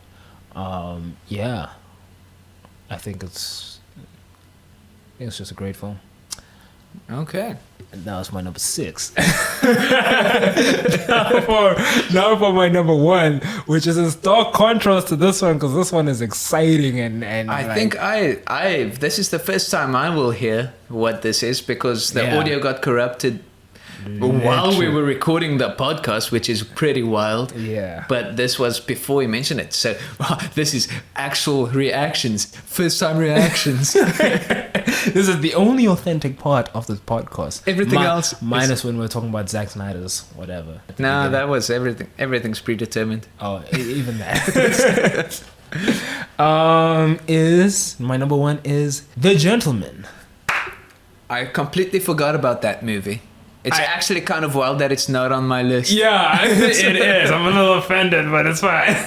No, I'm joking. I'm sure it's in your top 20, right? No, it's definitely in the top 20. I actually almost also forgot about it, and then I cheated and I went on to other top 20, top 50 lists of 2020 just to make sure I wasn't forgetting anything. And I saw The Gentleman somewhere, and I was like, of course, The Gentleman is on my list. I watched the movie like, I never really do this with movies. I never go back and watch I don't often do this. Go back and watch individual scenes.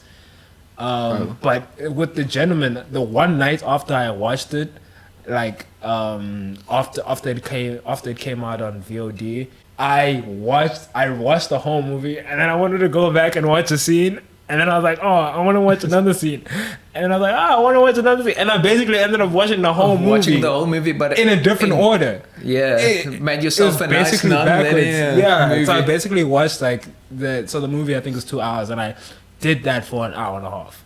Oh wow. Yeah, it was pretty wild. I thoroughly enjoyed that movie. But you said that movie is by what? Just to be go completely off topic for like a split second. Yeah. You talking about rewatching the movie and scenes of it. I completely forgot that we watched Knives Out last year as well. That might have been in my top. We didn't watch that last year. I watched it last. Yeah, we watched it last year. Because I was thinking about it, and I was like, nah, but it came out in 2019. Yeah, it came out then, but we watched it last year. This whole thing is a sham now. So, just imagine that we mentioned Knives Out last year. So imagine that we mentioned Knives Out, and imagine that we talked about it. And that's so definitely watch Knives Out. It's a great movie. Dude, Knives Out was freaking excellent. I know. It's great. It's fantastic. The way it completely flips over. Of course, we don't want to give any major spoilers, but the way it just kind of takes you for a ride through the typical whodunit stuff, and then it just kind of flips it, and you're like, what? What do you? Oh, okay, yeah. Interesting. And then you think, okay, does this kind of ruin the typical whodunit climax? But then it doesn't. And then it doesn't, and it flips it back, and you're like, what? What's going on? And everything we're saying sounds very cryptic because we don't want to give away the twists. Luckily, I feel like this is one of the cases where knowing that a twist isn't going to ruin the twist. So, but yeah, that's Ryan or Ryan. Ryan. Sorry. We're getting Afrikaans this time. South African. Ryan. Oh, sorry. Yeah, it's the same reason I read Willem Dafoe as Willem Dafoe, right? Like, there's just some words that I'm South African, I'm going to read them like a certain way by accident the first time around. But yeah, Ryan. I almost did it again. Ryan Johnson did that one, and it's an excellent movie. Yes. Okay, so we got that. We just had to put that in there since we watched it last year. Yeah. Okay, continue with The Gentleman. Yeah. You see, this is why we need to do movies released in the year. I feel like. Yes, we already recorded 2 hours 11 minutes. No, I don't mean now. I mean. Yeah. But this year we'll be able to do it because I think there will actually be movies releasing this year. Yeah. Hopefully. Who knows? Anyway, back on the Gentleman. This movie, written and directed by Guy Ritchie, one of my favorite directors. He directed Snatch and Aladdin. I thought it was just some guy. Okay. He directed Snatch and Lock, Stock, and Two Smoking Barrels, and he directed some great movies. Oh, Sherlock Holmes. I keep somehow forgetting about Sherlock Holmes. I also forget that Sherlock Holmes. He directed those. Yeah. And the funny thing is like it's not even like it's a blockbuster that then made sure that he couldn't really use his style like in Aladdin, but he actually that is very textbook Guy Ritchie, the way Sherlock Holmes is executed. And in this movie, Guy was just having fun. He was just doing what he wants. Very clearly.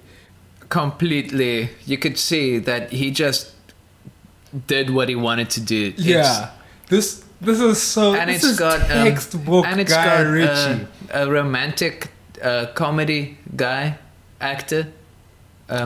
Oh yeah, I forget that he's supposed to be in rom-coms or something like that. Name not found. The English actor, like England English, I mean, who's always, he was in Love Actually, he was in, I think he was in Two Weddings and a Funeral. But he's basically, I just knew him as a romantic comedy actor, basically, and Hugh Grant. Yes, Hugh Grant.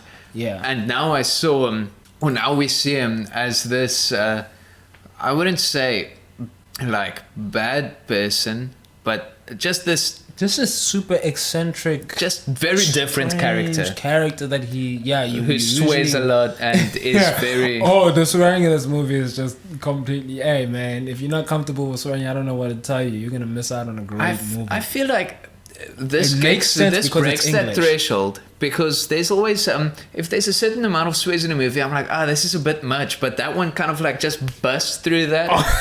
And now I'm like, oh no, this is just like, yeah. This is just part of the movie. All these characters just speak like it's just the natural way of speaking. It's almost like when there's like a odd dot or something on the screen while you're watching a movie, and then after a bit you don't realize it's there anymore. Oh yeah. You just stop realizing that they're swearing. It's just it kind of blurs into the rest of their dialogue. Yeah, and it actually. It's gonna sound like it's a cheap sense of humor, but like it actually really adds to how funny the movie is. But like in a witty way, you know. It's not in like a. It's because of the accents. Let's be honest. Man, very possibly, man. It wouldn't work as an American movie. That's just a fact. But yeah, witty writing. The storytelling is great. Also, the way Guy Ritchie decides to unfold the story is. And what really is amazing. this story? I was like, hey, I should get to the synopsis now.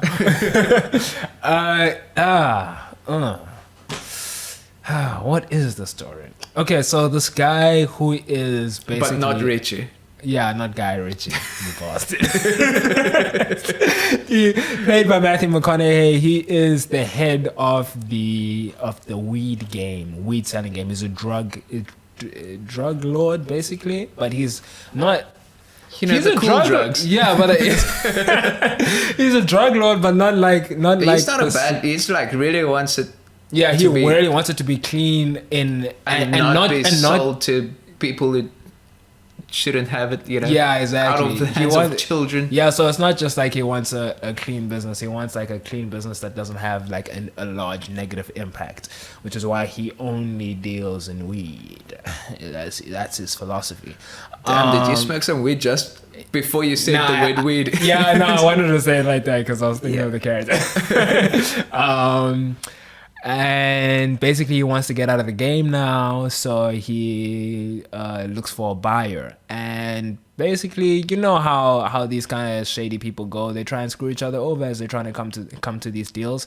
And that's where the movie kind of launches off from. There are other players and there are other drug dealers who occupy similar territory, but they sell different kind of drugs. And you know, they may or may not be trying to get into this game too. And there's a little bit of, you know, how when these mafia houses disrespect each other, there's a little bit of beef over there. And yeah, the story kind of just launches off from there. A lot of stuff happens in this movie. And there's a lot more parties than what I just said. And the way they interact is wild. Yeah, but basically it's that type of movie where you see these characters, this group of characters here, this group of characters there, and a couple of groups. And then you kind of follow the groups individually, and then they intersect. And then the stories intersect, and stuff happens. Beautifully. And that is a trademark of Guy Ritchie. Yeah, he loves making movies like that. And yeah, and I love to see movies like that.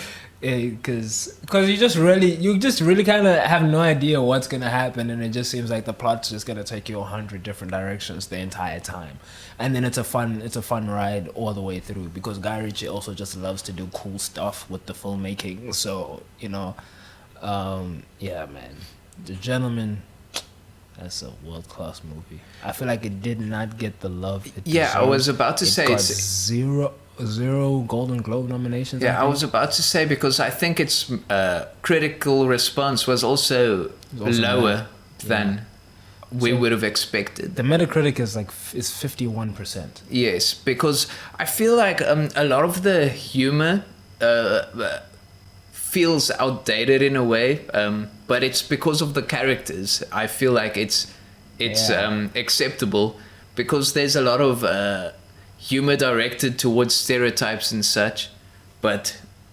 and reading some of the bad reviews, it feels like people just got stuck on that. Yeah. And didn't review the movie for the movie itself. Yeah, and I'm sorry. I'm reading some of the reviews now, making me a little angry. It's getting me a little heated. It's getting me really annoyed because it's such a great film. I'm saying, right?